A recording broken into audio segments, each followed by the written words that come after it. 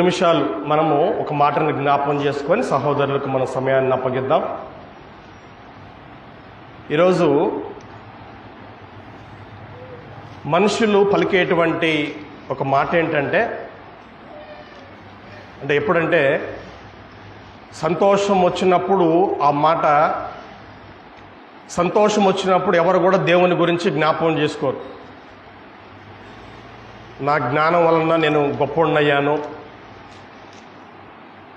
లేకపోతే నాకు మా తాతల నుంచి వచ్చింది ఆస్తి, లేకపోతే నా లక్ అట్లా ఉంది, నేను పుట్టినటువంటి గ్రహం అటువంటిది అని చెప్పుకుంటారే కానీ దేవుడు నన్ను ఆశీర్వదించాడు అని సంతోషం ఉన్నప్పుడు చెప్పరు. ఎప్పుడైతే ఒక వ్యక్తి అన్నీ కోల్పోతాడో, ప్రేమించే వారిని దూరం చేసుకుంటాడో, నష్టపోతాడో అప్పుడు మాత్రము దేవుడు గుర్తొస్తాడు. దేవుడు గుర్తొచ్చి దేవుడు నాకు అన్యాయం చేశాడు, దేవుడు నా జాతకాన్ని ఇలా రాశాడు అని తిడతారు. మరి నువ్వు సంతోషంగా ఉన్నప్పుడు దేవుడు నా జాతకాన్ని బాగా రాశాడు అని చెప్పొచ్చుగా.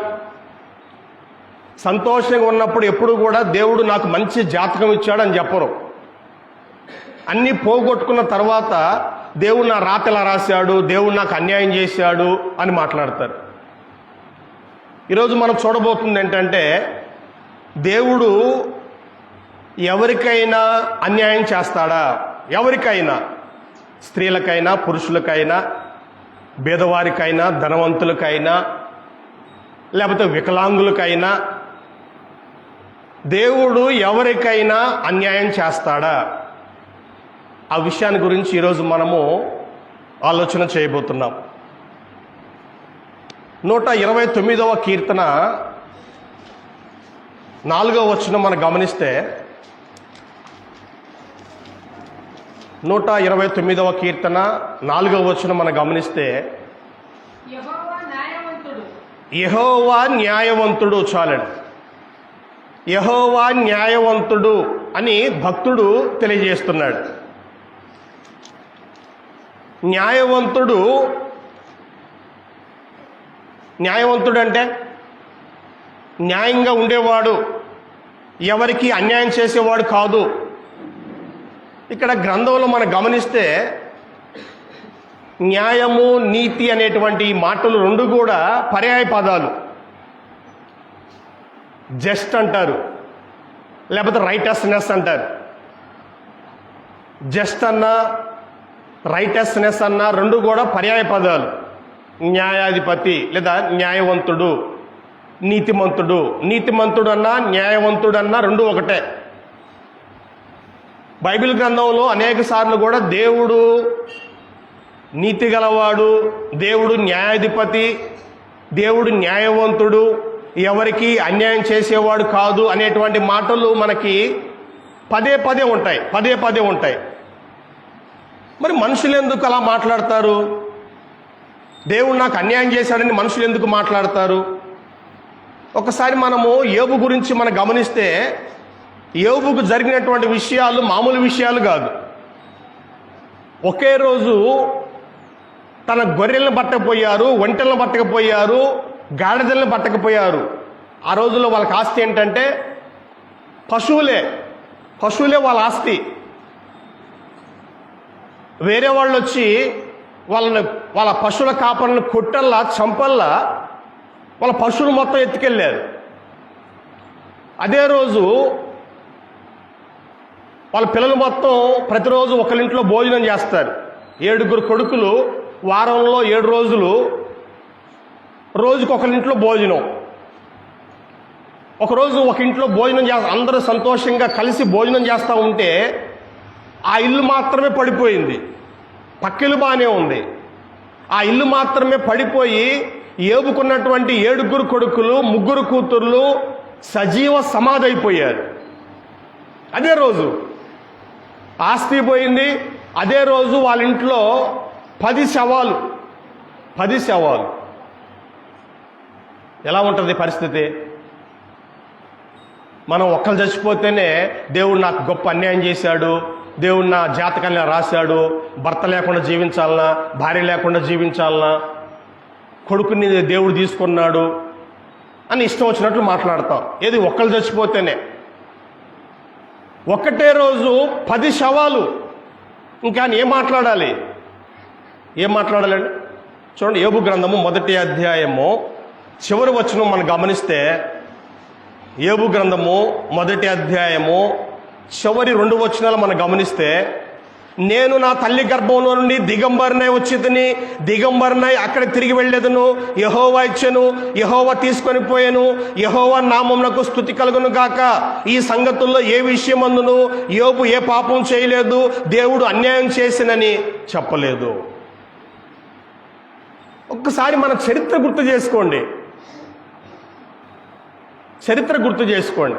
గతంలో కూడా మీకు చెప్పాను నేను, మనం ఎంత ఎదిగినా కూడా గతాన్ని మర్చిపోకూడదు. ఎంత ఎదిగినా కూడా గతాన్ని మర్చిపోకూడదు. యోబుకి ఇప్పుడు గొప్ప ఆస్తి ఉంది, చాలా ధనవంతుడు ఆయన. ఆ తూర్పు దిక్కున ఆయనే నెంబర్ 1 అంట ఆస్తిలో.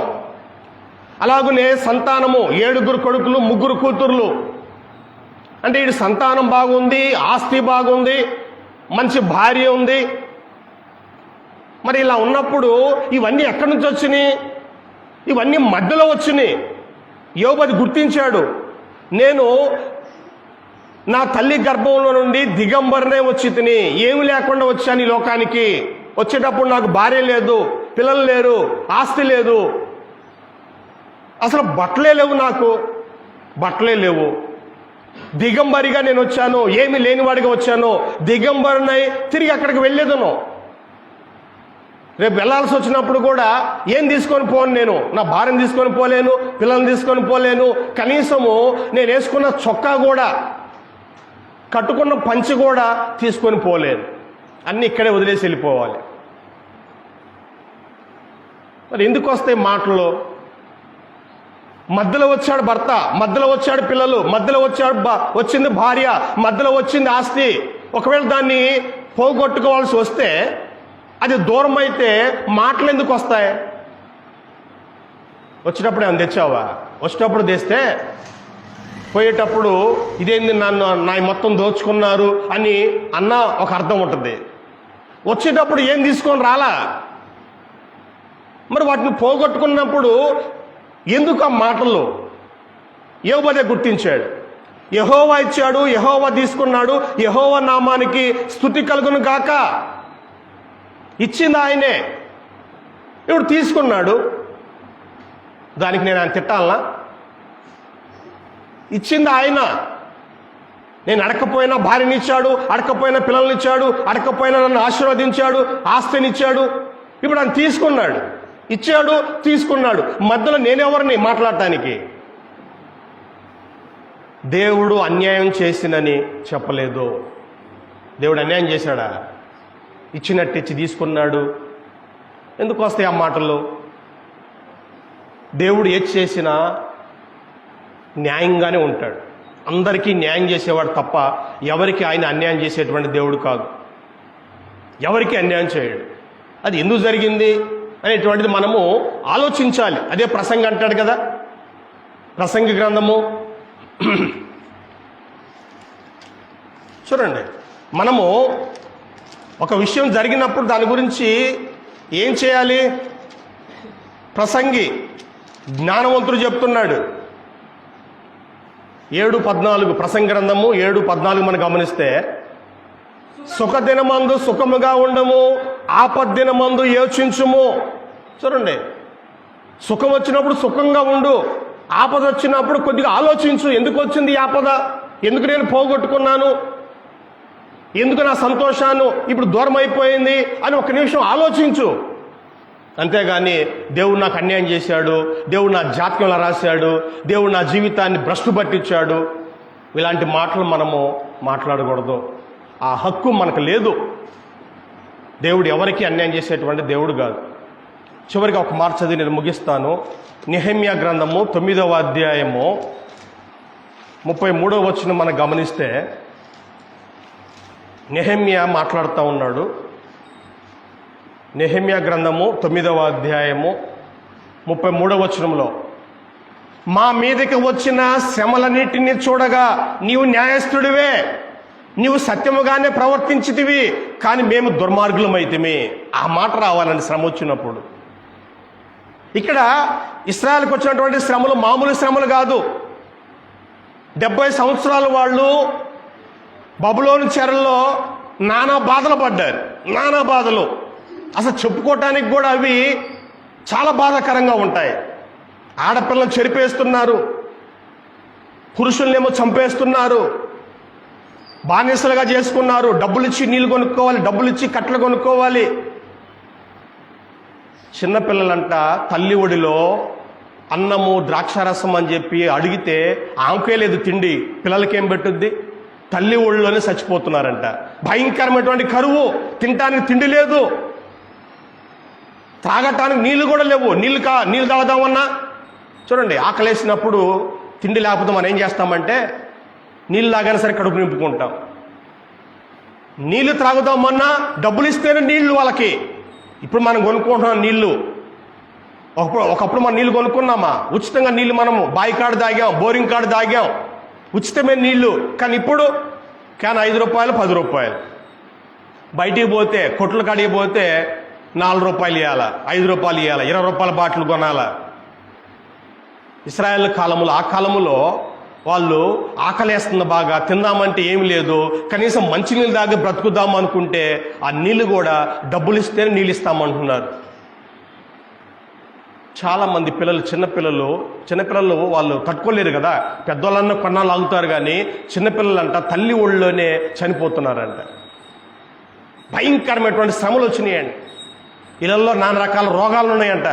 ఎప్పుడైతే మనిషికి తిండి లేదో రోగాలు మొత్తం బయటేస్తాయి.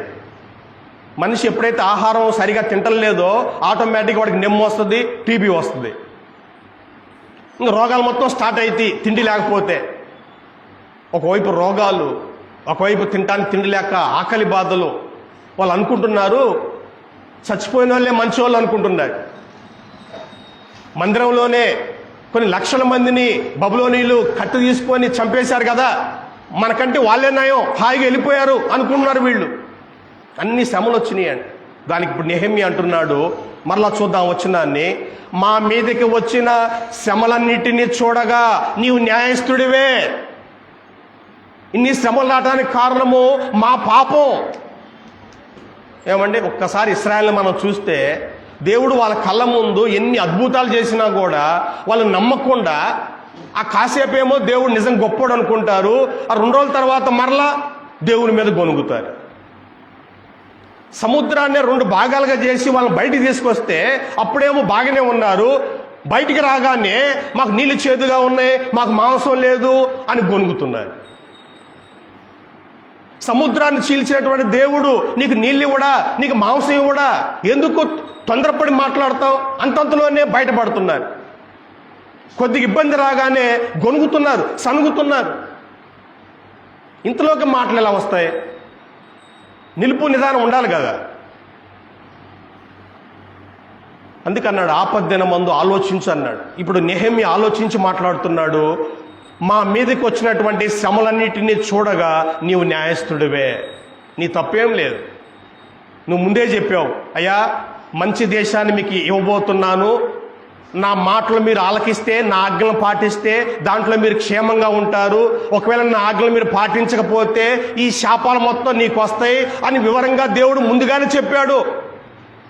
ద్వితీయోపదేశకాండం 28వ అధ్యాయంలో చాలాసార్లు మీకు చెప్పాను. 58 వచనాలు ఉంటే ఆ అధ్యాయంలో 14 వచనాలే ఆశీర్వాదం గురించి మాట్లాడితే మిగతా చూడండి 68 వచనాలు ఉంటాయి ఆ అధ్యాయంలో. మిగతా 54 వచనాలు శాపం గురించి మాట్లాడాడు. 68 వచనాలు ఆ అధ్యాయంలో ఉంటే 14 వచనాలే ఆశీర్వాదం గురించి మాట్లాడాడు. మిగతా 54 మాటలు కూడా శాపాల గురించి మాట్లాడాడు. అంత మాట్లాడినా కూడా వాళ్ళు శాపాన్నే కోరుకున్నారు. ఇప్పుడు శాపాల పాలై అల్లాడిపోతున్నారు. మరి ఒక్కసారి ఆలోచిస్తే ఇప్పుడు నెహెమ్యా అంటున్నాడు, మా శ్రమలన్నిటిని చూడగా నీవు న్యాయస్థుడివే, నీవు న్యాయస్థుడివే, నీవు సత్యముగానే ప్రవర్తించితివి, నువ్వు సత్యంగానే ప్రవర్తించావు, నువ్వు చెప్పావు, చెప్పినట్లుగానే చేసావు. ముందే చెప్పాడుగా ఆయన, నా మాటలు వింటే ఆ దేశంలో మీరు కాపురం చేస్తారు, నా మాట వినకపోతే మిమ్మల్ని చెదరగొడతాను అని ముందుగానే చెప్పాడు ఆయన. చెప్పకుండా ఏం చేయలా. కాబట్టి నువ్వు న్యాయస్థుడివే, నువ్వు సత్యముగానే ప్రవర్తించావు. ఇప్పుడు చూడండి, కానీ మేము దుర్మార్గులం అయితే మేము దుర్మార్గులం, తిన్న తిండి మర్చిపోయాం, అద్భుతాలు చూసి కూడా మర్చిపోయాం. మంచి దేశాన్ని నువ్వు మాకు స్వాస్థ్యంగా ఇస్తే కడుపారా తిని ముందుగానే చెప్పాడు. ద్వితోపదేశకాండం 8వ అధ్యాయం ముందుగానే చెప్పాడు, మీరు ఆ దేశంలో పోయిన తర్వాత ఇంకా పోలా, ఒకవేళ పోయిన తర్వాత మీరు కడుపారా తిని నన్ను మర్చిపోతారేమో జాగ్రత్త అని చెప్పినా కూడా మర్చిపోయారు. ఆ ఇళ్ళు చూసుకున్నారు, ఆ బంగారం చూసుకున్నారు, ఆ పొలాలు చూసుకున్నారు. యెహోవా ఎవడు, ఆయన మాటలు వినేదేంది అనే స్థాయికి వచ్చారు. ఇప్పుడు యెహోవా ఎవడో వాళ్ళకి అర్థమైంది, దేవుడు అంటే ఏందో అర్థమైపోయింది. బబులోను చెరలో వాళ్ళు నానా బాధలు పడుతున్నారు. ఒకసారి మీరు విలాప వాక్యం చదవండి, గుండెలు పగిలిపోతాయి. ఆ విలాప వాక్యం చదివేటప్పుడు వాళ్ళు ఎన్ని బాధలు పడ్డారో ఆ గ్రంథంలో ఉంటుందండి.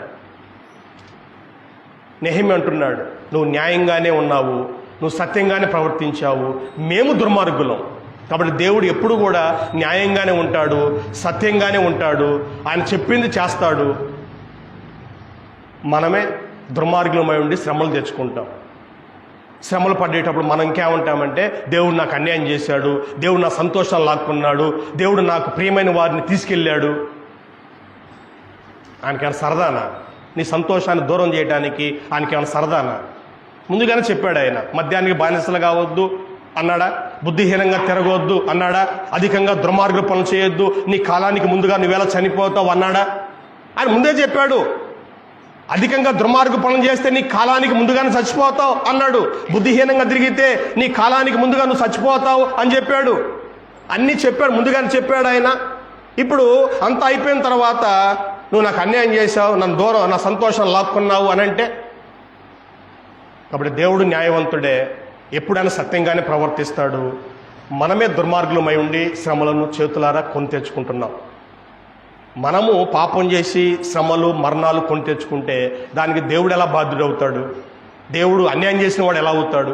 దేవుడు ఎవరికి అన్యాయం చేసేవాడు కాదు. ఆ విషయాన్ని గుర్తుంచుకొని ఇప్పటికైనా దేవుని సన్నిధికి వచ్చి, నెహెమ్యా అదే చేశాడు, అయ్యా మేము పాపులమే, మమ్మల్ని క్షమించయ్యా అని ప్రార్థన చేసినప్పుడు దేవుడు ఆ శ్రమల నుంచి వాళ్ళని విడిపించి మరలా సొంత దేశానికి వాళ్ళని తీసుకెళ్ళాడు. కాబట్టి నీకు శ్రమలు వచ్చినప్పుడు ప్రార్థన చేయి, కన్నీటి ప్రార్థన చేయి, ఉపవాస ప్రార్థన చేయి. దేవుడు మరలా తిరిగి నీకు సంతోషాన్ని ఇస్తాడు. అంతేగాని ఆ దుఃఖంలో కూడా దేవుని తిడితే, దూషిస్తే ఇంకా శ్రమలు వస్తాయి. అలా కాకుండా దేవుని బతిమాలుకుంటే ఒకవేళ మన పాపాలు క్షమించి ఆయన మనకు పూర్వపు స్థితిని మరలా అనుగ్రహించవచ్చు. అలాంటి మంచి దేవుడు ఆయన, కరుణ వాత్సల్యం కలిగినటువంటి దేవుడు ఆయన. ఉపవాసం ఉండి కన్నీటి ప్రార్థన చేస్తే తప్పకుండా ఆయన మనసు మార్చుకుంటాడు. అంత మంచి దేవుని మనం పక్కన పెట్టుకొని దేవుడు నాకు అన్యాయం చేశాడు అని ఇంకా ఆయన దూరం చేసుకుంటే నష్టపోయేది మనమే. కాబట్టి దూరం చేసుకోకుండా మనం అందరం కూడా దేవుని యందు సంపూర్ణ విశ్వాసం ఉంచుదాం. అది శ్రమ అయినా సంతోషమైనా దేవుణ్ణే ఆశ్రయిద్దాము. అలాగూ దేవుడు మనల్ని నడిపించును గాక. మీ అందరికీ వందనాలు తెలియజేస్తూ ఈ కొద్ది మాటలు ముగిస్తున్నాను. ఈ సమయంలో